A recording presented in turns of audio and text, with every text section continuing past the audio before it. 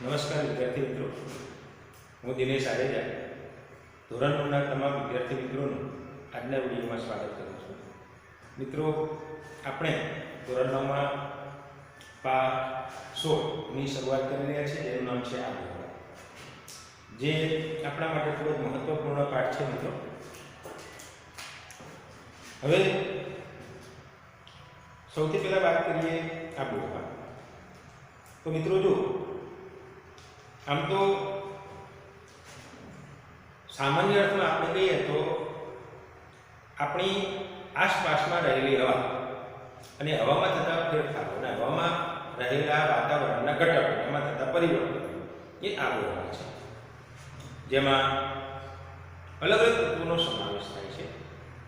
તાપમાન છે, દબાણ છે, ભેજ, વરસાદ, ઝાકળ એટલે કે ધુમ્મસ, વાદળો, આ બધા પરિબળો એમાં ભાગ કરે છે. પણ તેમ છતાં આપણે જોઈએ આબોહવા એટલે વાતાવરણની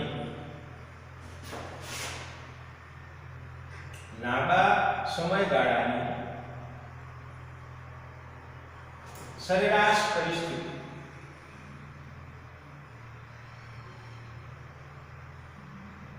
એને આપણે શું કહીશું મિત્રો? આબોહવા. ફરીથી ધ્યાન આપો. વાતાવરણની લાંબા સમયગાળાની સરેરાશ પરિસ્થિતિને આબોહવા કહેવામાં આવે છે. વાતાવરણની લાંબા સમયગાળાની સરેરાશ પરિસ્થિતિને આબોહવા કહેવામાં આવે છે. વિશ્વનો દરેક પ્રદેશ પોતાની ચોક્કસ આબોહવા ધરાવે છે. હવે કયા પ્રદેશની આબોહવા કયા પ્રકારની છે તે કેવી રીતે જાણી શકાય? તો એ માટે જે પ્રદેશની આબોહવાનો અભ્યાસ કરવાનો હોય તો એ પ્રદેશની અંદર 35 વર્ષ કે તેથી વધુ સમયગાળા સુધી ત્યાંનો શિયાળો, ઉનાળો અને વરસાદ ના લાંબા સમયગાળા સુધીનો અભ્યાસ કરવામાં આવે છે. 35 વર્ષ કે તેથી વધુ સમય સુધી જે તે પ્રદેશમાં શિયાળો, ઉનાળો કે ચોમાસું આ ત્રણેય ઋતુનો 35 વર્ષ કે તેથી વધુ વર્ષ સુધી અભ્યાસ કરવામાં આવે છે અને એના આધારે જે તે પ્રદેશની આબોહવા નક્કી કરવામાં આવે છે. ફરીથી ધ્યાન આપજો. કોઈ પણ પ્રદેશની આબોહવાની જાણકારી કેવી રીતે મેળવી શકાય? તો કોઈ જે પ્રદેશ છે પ્રદેશમાં લાંબા સમયગાળા સુધી, અહીંયા વાત છે લાંબા સમયગાળાની સરેરાશ પરિસ્થિતિ, શિયાળો, ઉનાળો અને ચોમાસું એટલે કે વરસાદ, જેનો 35 વર્ષ કે તેથી વધુ વર્ષ સુધી એની સરેરાશ પરિસ્થિતિનો અભ્યાસ કરવામાં આવે.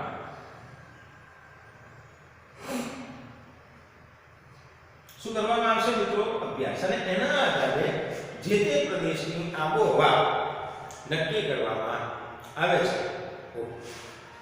આપણી પાસે બીજો શબ્દ જે છે મિત્રો એ છે હવામાન. તો હવામાન એટલે શું? તો વાતાવરણની ટૂંકા સમયગાળાની સરેરાશ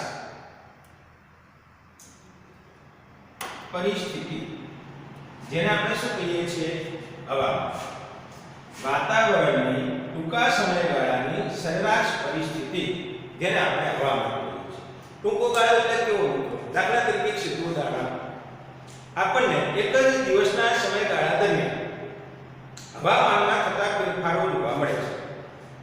ક્યારેક પવનની ગતિ વધી જાય છે, ક્યારેક ઘટી જાય છે, ક્યારેક અચાનક વાદળ છાયું વાતાવરણ થઈ જાય છે, ક્યારેક અચાનક વરસાદ પડે છે, ક્યારેક અચાનક ખૂબ જ ગરમી, બરાબર, એનું પ્રમાણ વધી જાય છે, અથવા તો રાતના ઠંડીનું પ્રમાણ વધી જાય છે.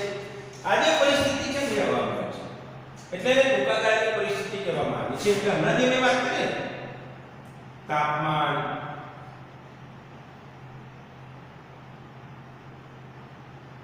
બરાબર છે, હવાનું દબાણ, ભેજ, વરસાદ, ધુમ્મસ, વાદળ વગેરે જેવા જે પરિબળો છે એ પરિબળો જે હવામાનમાં ફેરફાર કરનારા પરિબળો ગણવામાં આવે છે. બરાબર છે? તો આવી રીતે ટૂંકા ગાળાની પરિસ્થિતિને હવામાન કહેવામાં આવે, લાંબા ગાળાની પરિસ્થિતિને આબોહવા કહેવામાં આવે. હવે એમાં આપણા ભારતનું જે હવામાન વિભાગ છે તમને જાણકારી હશે. આ હવામાન વિભાગ છે ને એ દરરોજનું હવામાન કેવું છે એની માહિતી આપણા સુધી પહોંચાડે છે. અને આજે આપણા દેશમાં હવામાન વિભાગની જે મુખ્ય કચેરી છે, જે નવી દિલ્હીમાં આવેલી છે. બરાબર છે? આ ઉપરાંત દરેક રાજ્યની અંદર પણ એની શાખાઓ હોય છે અને ત્યાંથી પણ હવામાન વિભાગ એ જે તે પ્રદેશની જે હવામાન જે છે હવામાન ની સ્થિતિની જાણકારી આપણા સુધી પહોંચાડે છે. ઓકે, હવે આ તો બરોબર છે. ચલો, હવે અહીંયા પ્રશ્ન એ થાય તો આપણા દેશની આબોહવા કેવી છે અને જે છે તો એ શા માટે એ પ્રકારની છે એની માહિતી.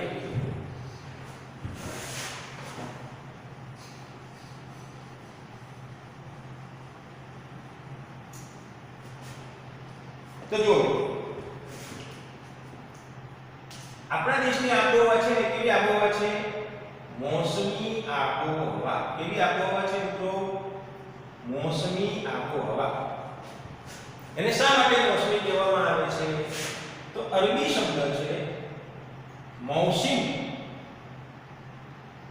અને એના ઉપરથી આ મોસમી શબ્દ બન્યો છે. અરબી શબ્દ છે મૌસમ, એના ઉપરથી આ અરબી શબ્દ બન્યો છે. ઓકે, હવે આપણે પૂછાય એક વાત કે ભાઈ મોસમી આબોહવા કોને કહેવાય? તો ધ્યાન આપો. મોસમી પવનો ધરાવતી આબોહવા મોસમી આબોહવા કહેવાય.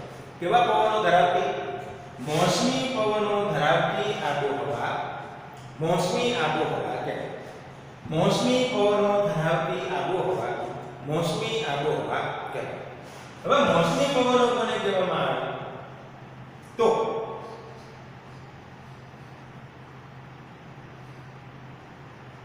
ઋતુ પ્રમાણે દિશા બદલતા પવનોને મોસમી પવનો કહે છે. ઋતુ પ્રમાણે દિશા બદલતા પવનોને મોસમી પવનો કહે છે. ઋતુ પ્રમાણે દિશા બદલતા પવનોને મોસમી પવનો કહે છે.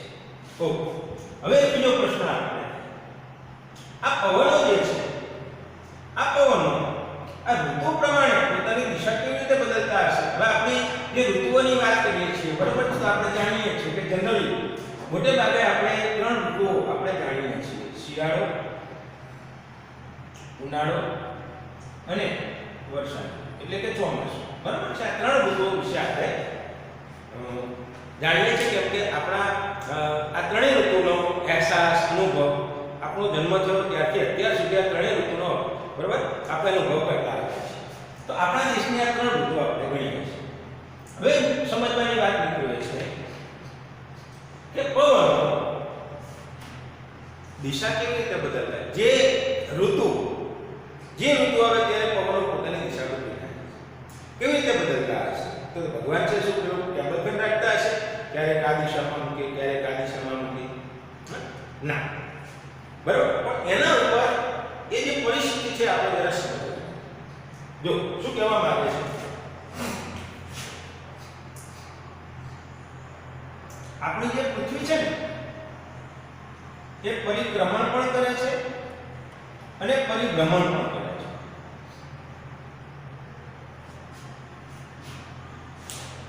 પરિક્રમણ એટલે શું? પ્રદક્ષિણા કરવી, જેને આપણે પ્રદક્ષિણા કહીએ છીએ, પરિક્રમણ છે. બરાબર? જ્યારે આપણે મંદિર જઈએ ત્યારે મંદિરની આપણે પ્રદક્ષિણા કરીએ છીએ, આખો ગોળ રાઉન્ડ. બરાબર? એટલે જે તે કોઈ પણ વસ્તુ એની ચારે બાજુ ફરવું, બરાબર, આખો રાઉન્ડ ફરવો એને પરિક્રમણ કહેવામાં આવે. તો આપણે બધા જાણીએ છીએ કે આપણી પૃથ્વી છે ને એ સૂર્યની પ્રદક્ષિણા કરે છે. એટલે સૂર્યનું પરિભ્રમણ કરે, સૂર્યની પરિક્રમા કરે છે. ઓકે, જ્યારે પરિભ્રમણ એટલે પોતાની ધરી પર ફરવું.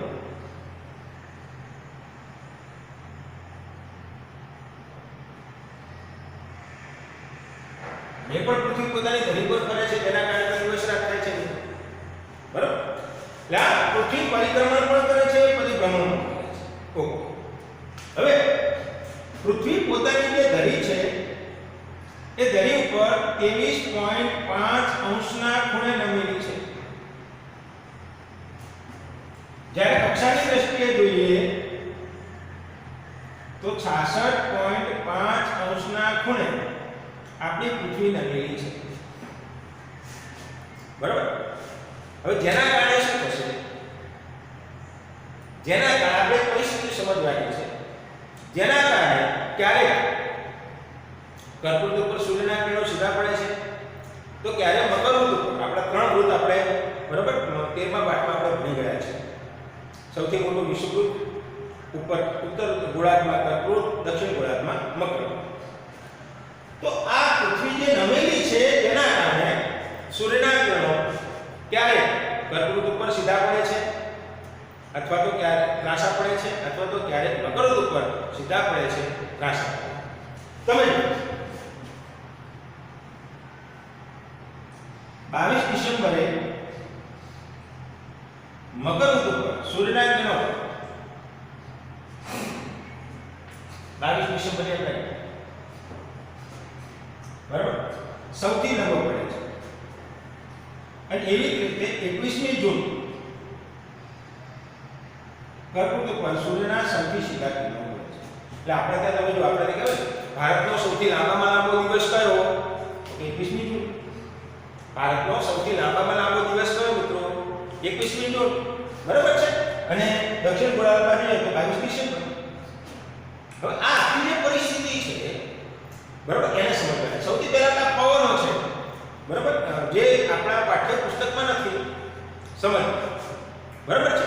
પણ પવનો કેવી રીતે ઉત્પન્ન થાય છે અને પવનો કેવી રીતે પોતાની દિશા બદલે છે બરાબર, એ માટે હું તમને થોડું સમજાવું છું આકૃતિ દ્વારા. એને ખાસ સમજવાનો પ્રયત્ન. નીચલા ધોરણમાં આપણે ભણીને આવ્યા છીએ, એસએસમાં પણ ભણ્યા છીએ અને કદાચ તમે વિજ્ઞાન વિષયની અંદર પણ ભણીને આવ્યા છો બરાબર છે. એટલે એને થોડું સમજવાની જરૂર છે. એ તમને થોડું સમજાશે મિત્રો, એટલે ઓટોમેટિક તમને ખબર પડી જશે કે પવનો કેવી રીતે દિશા બદલે છે અને ઋતુ પ્રમાણે કેવી રીતે દિશા બદલે છે. બીજી મહત્વની વાત એ છે કે આ પાઠ આપણે ભણીએ છીએ, પણ એની સાથે સાથે આપણને આપણી દિશાઓ વિશેની માહિતી હોવી જરૂરી છે. શેની માહિતી હોવી જરૂરી છે મિત્રો? આપણી દિશાઓ વિશેની માહિતી હોવી જરૂરી છે. તો આપણે જાણીએ છીએ કે આપણે 4 દિશાઓ છે અને 4 ખૂણા છે. 4 દિશાઓ અને 4 ખૂણાઓ છે બરાબર છે. તો તમે જો આપણી 4 દિશાઓ કઈ?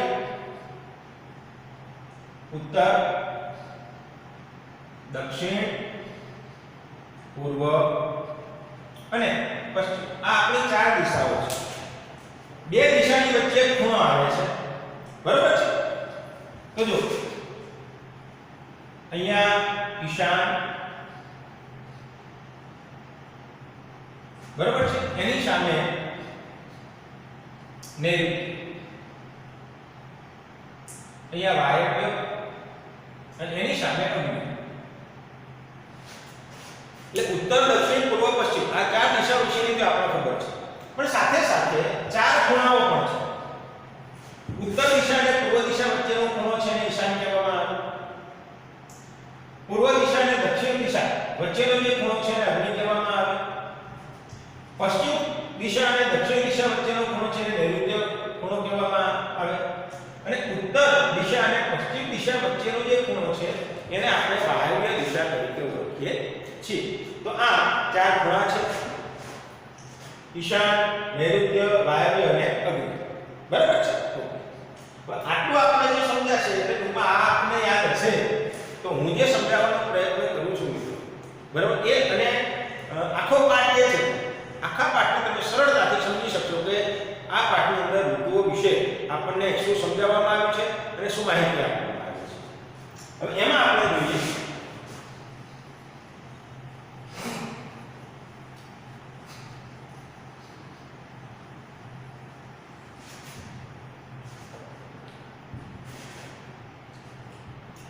થોડું ધ્યાન આપજો મિત્રો.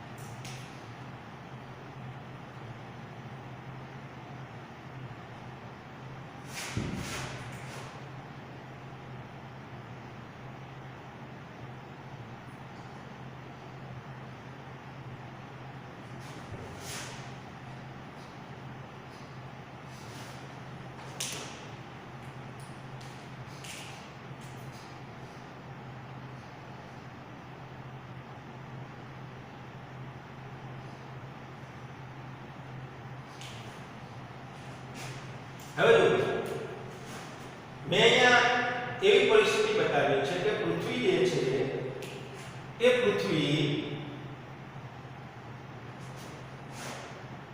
સૂર્યની આસપાસ ફરી રહી છે. પોતાની ધરી પર તો ફરે જ છે પણ સૂર્યની આસપાસ ફરી રહી છે. બરાબર, સમજો ખાસ. હવે આપણે સૌથી પહેલા આ બાજુની વાત કરીએ કે જ્યારે સૂર્યની આ દિશામાં પૃથ્વી હોય છે ત્યારે હવે મેં શું બતાવ્યું, વચ્ચેનું વિષુવવૃત્ત, ઉપરનું કર્કવૃત્ત, નીચેનું મકરવૃત્ત. સમજો મિત્રો. હવે જ્યારે આ દિશામાં પૃથ્વી હોય છે ત્યારે જો સમજો એ આ સૂર્યનું સીધું કિરણ અને આમ જો આ ત્રાંસા કિરણ, પછી આમ ત્રાંસા કિરણ. બરાબર છે. હવે આપણે સમજવાનું એ છે કે જ્યારે પૃથ્વી સૂર્યના આ બાજુના ભાગમાં હોય છે ત્યારે સૂર્યના કિરણો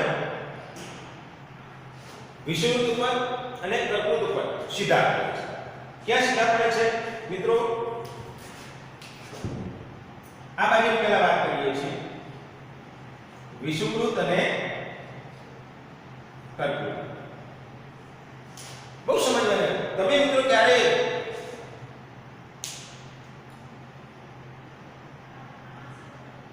તપેલીમાં પાણી ગરમ કરેલું છે?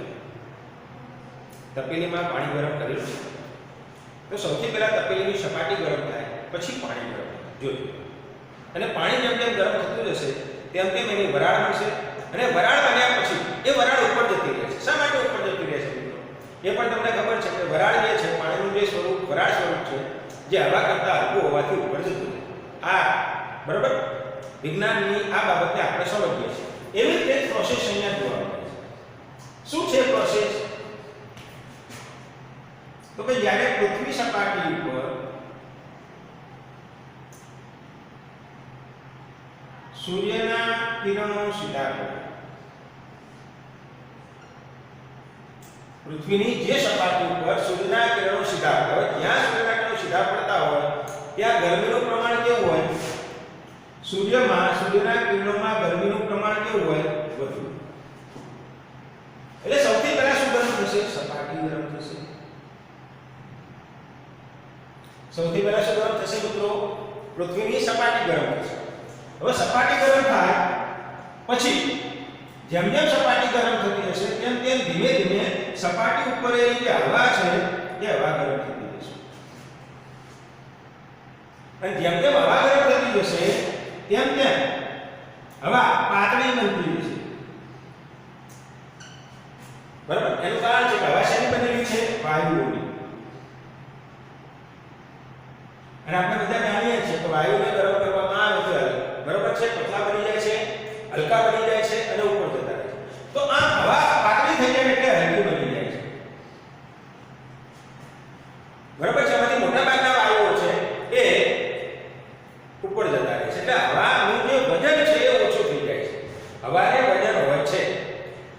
બરાબર? આવો પ્રયોગ આપણે એટલા ધોરણમાં આપો ફુગ્ગાવાળો એક દંડી ઉપર બે હવા ભરેલા ફુગ્ગા આપણે ભરીએ, વચ્ચેથી પકડી રાખીએ અને કોઈ પણ એક ફુગ્ગાને આપણે ફોડી દઈએ તો જે ફુગ્ગામાં હવા ભરેલી છે એ ફુગ્ગો તરત જ નીચેની બાજુ નમી જશે અને જે ફુગ્ગામાં આપણે ફોડી નાખ્યો છે એ તરત જ ઊંચો થઈ જશે. બરાબર છે? એટલે હવાને વજન હોય છે. આ પ્રયોગ આપણે એટલા ધોરણમાં ભણી ગયા છે. એટલે અહીંયા શું થાય છે મિત્રો? તો હવાનો વજન હોય છે એટલે હવા હલકી બની જાય છે. એટલે પૃથ્વી સપાટી ઉપર હવા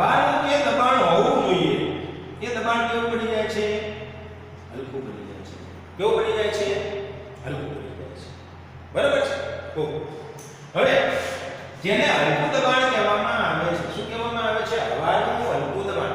હવાના હલકા દબાણનું સર્જન કેવી રીતે થાય? તો આખો જે પટ્ટામાં હવાનું હલકું દબાણ થાય. દાખલા તરીકે આપણે અહીંયા વાત કરીએ છીએ તો આ પરિસ્થિતિની અંદર તમે જુઓ તો આખો જે આ પટ્ટો જે છે મિત્રો, આખો જે આ પટ્ટો છે આ હવાના હલકા દબાણનો પટ્ટો છે. શેનો પટ્ટો છે મિત્રો? હવાના હલકા દબાણનો પટ્ટો આખો તૈયાર થાય છે. હવે એક ડોલમાં મિત્રો પાણી ભરો અને એક ડોલની અંદર રેતી ભરો. એક ડોલમાં પાણી ભરો, એક ડોલમાં રેતી ભરો. સૌથી પહેલા રેતીમાંથી એક ટબ ભરીને રેતી નીકાળો. એ પછી પાણી ભરેલી જે ડોલ છે એ ડોલમાંથી એક ટબ ભરીને પાણી નીકાળો અને પછી બંનેની સપાટી ચેક કરો. શું થશે? બંને ઓછું થાય છે ખરું, પણ પાણીમાં ખાડો જોવા નહીં મળે. કેમ કે તમારા વિજ્ઞાનની અંદર તમે જે પદાર્થના જે કણોની જે રચના છે એના વિશે તમે ભણી ગયા છો, બરાબર છે? એટલે તમે તરત જ કહો સાહેબ પાણી તો પ્રવાહી છે એટલે તરત શું કરશે કે જેવું એમાંથી આપણે એક ટપ પાણી નીકાળીએ છીએ એટલે તરત જ પાણીના જે બીજા કણો છે એની જગ્યા લઈ લેશે એટલે પાણીની સપાટી સમતલ જ રહેશે. જ્યારે આ બાજુ તમે રેતીનું જે આપણે રેતીની ડોલ વાળો જે ભાગ જે છે એમાં શું પડી જશે? ખાડો પડી જશે. આ આપણને પરિસ્થિતિ જોવા મળે છે. તો હવા જે છે એના જે કણોની રચના કે વગેરે પણ પાણીને મળતી આવે છે મિત્રો, અથવા તો જે હશે તમે સમજો છો. એટલે જેમ જેમ દાખલા તરીકે પૃથ્વી સપાટી છે, બરાબર છે? હવે આ ભાગની અંદર હવાનું હલકું દબાણ સર્જાય, હલકું દબાણ સર્જાય મિત્રો, બરાબર? તો હવા ધીમે ધીમે ઉપર જવા લાગશે. જેમ જેમ આ હવા ઉપર જતી જશે, હવે આ હવા ઉપર જતી ખાલી થઈ ગઈ તો શું થશે? આજુબાજુની જે હવા છે ને એ આ જગ્યાનું સ્થાન લેશે, બરાબર? એટલે ત્યાં ફરીથી આ હવા અહીંયા આવશે, એ ગરમ થશે, એ પણ ઉપર જશે, બીજી હવા આવશે. આ પ્રક્રિયા ચાલુ રહેશે, બરાબર છે? હવે આ આજુબાજુમાંથી જે હવા આવી, આ હવા અહીંયા આવી એટલે એનું શું થયું? પવન આવ્યો, બરાબર? જેટલી ઝડપી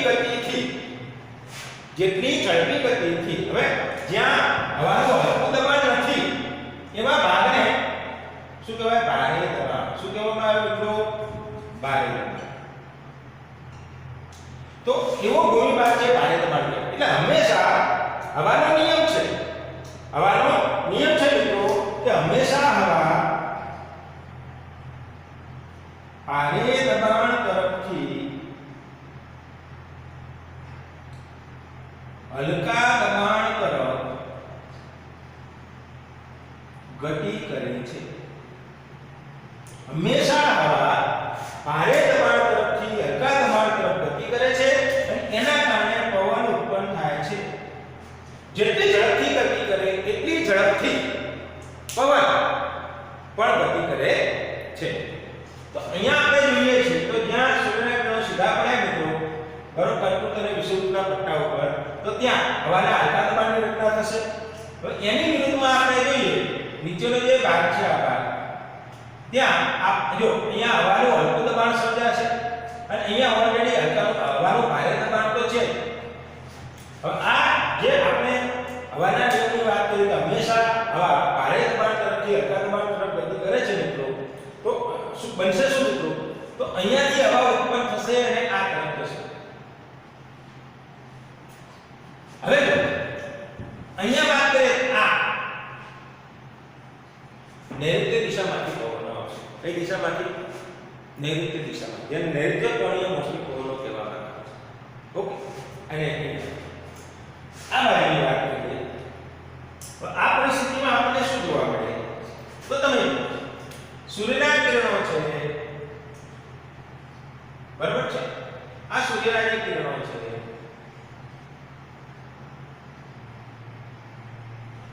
આ પરિસ્થિતિમાં આપણે જોઈએ છીએ તો આના કરતા ઉલટું અહીંયા વિષુવવૃત્ત અને મકરવૃત્ત ઉપર સૂર્યના કિરણો સીધા પડશે કર્કવૃત ઉપર ત્રાંસા પડશે. કર્કવૃત ઉપર કેવા પડશે મિત્રો? ત્રાંસા પડશે. કર્કવૃત ઉપર કેવા પડશે મિત્રો? ત્રાંસા. હવે જે આખી ઘટના આ સાઈડ બની છે એ જ વસ્તુ અહીંયા બનશે. કયા વિષુવૃત્ત અને મકરવૃત્તનો જે આખો પટ્ટો જે છે ત્યાં સપાટી પર સૂર્યના કિરણો સીધા પડશે. હવે જ્યાં સૂર્યના સીધા કિરણો પડે ત્યાં ગરમીનું પ્રમાણ વધારે હોય એટલે સપાટી સૌથી પહેલા સપાટી ગરમ થાય. સપાટી ગરમ થાય એ પછી એની ઉપર રહેલી હવા ગરમ થાય. હવા વાયુઓની બનેલી છે.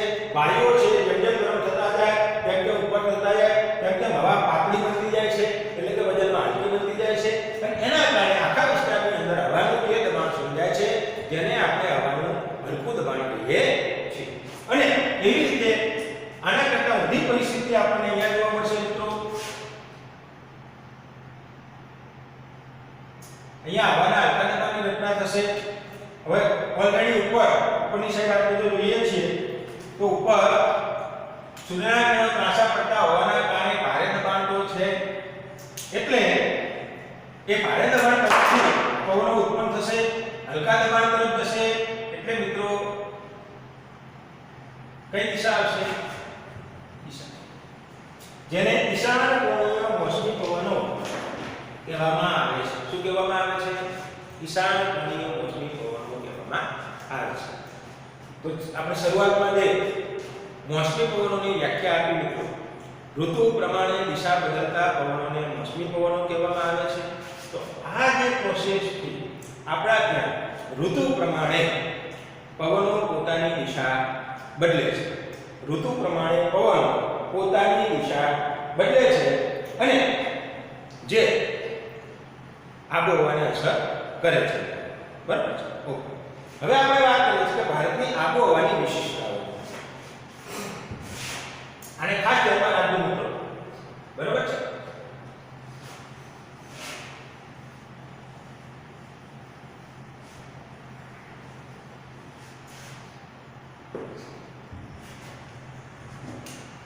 તો આપણા દેશની આબોહવાની વિશેષતાઓની વાત કરીએ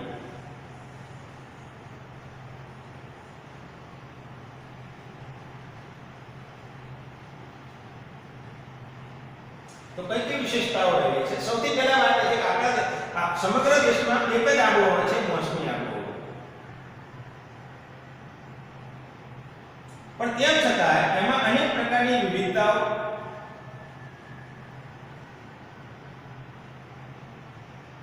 અને લાક્ષણિકતાઓ રહેલી છે. અનેક પ્રકારની વિવિધતાઓ અને લાક્ષણિકતાઓ રહેલી છે. હવે જો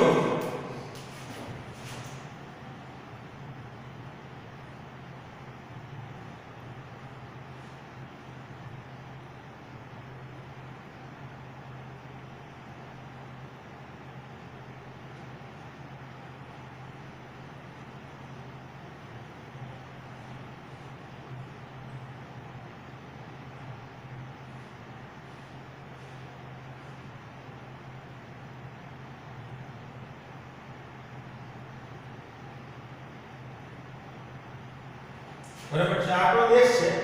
હવે એમાં આપણે બધા જાણીએ છીએ કે આપણા દેશની મધ્યમાંથી કર્કવૃત પસાર થાય છે, જે આપણા દેશની બે ભાગમાં વહેંચે છે. એમાં જે દક્ષિણ ભારત જે છે તે દ્વીપકલ્પ છે. આપણા દેશને 7517 કિલોમીટરનો દરિયા કિનારો મળ્યો છે. તો આપણા દેશના અને દ્વીપકલ્પ જે છે એ ઊંધા ત્રિકોણ આકારે છે. એટલે દક્ષિણ ભારતના મોટાભાગના પ્રદેશો છે એ સમુદ્ર કિનારે આવેલા છે. સમુદ્ર કિનારે આવેલા છે.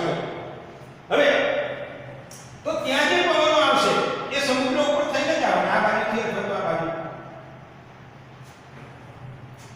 તો સમુદ્ર ઉપરથી જે પવનો આવે એ હંમેશા ગરમ અને ભેજવાળા હોય. કેવા હોય મિત્રો?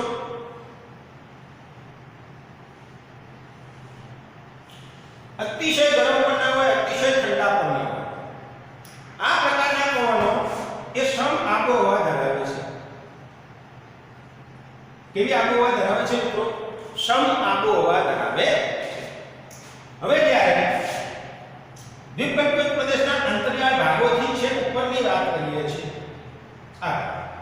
હવે તો તમે કર્કવૃતથી ઉપરનો જે ભાગ છે એ ચારે બાજુ જમીન વિસ્તારોથી ઘેરાયેલો છે.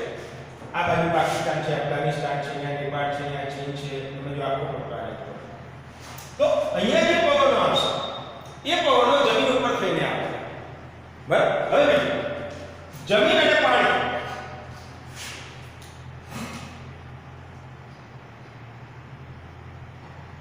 બંને ની ગરમ થવાની અને ઠંડા થવાની બરાબર જે પ્રક્રિયા છે બંનેની જુદી જુદી છે. બંનેનો સમય અલગ અલગ છે. જમીન છે એ ઝડપથી ગરમ થાય છે, ઝડપથી ઠંડી થઈ જાય છે. જ્યારે પાણી છે ધીમે ધીમે ગરમ થાય છે, ધીમે ધીમે ઠંડુ પડે છે. બરાબર? એટલે દરિયા કિનારાની જે આબોહવા છે એને સમ આબોહવા કહેવામાં આવે છે કે એ પવનોની અંદર અતિશય ગરમી કે અતિશય ઠંડી જોવા મળતી નથી. પરંતુ જેમ જેમ દરિયા કિનારાથી આપણે દૂર જતા રહીએ છીએ, બરાબર છે, તો એ ખંડીય પ્રદેશો બને છે અને ત્યાંની આબોહવાને આપણે ખંડીય આબોહવા કહીએ છીએ. એટલે વિષમ,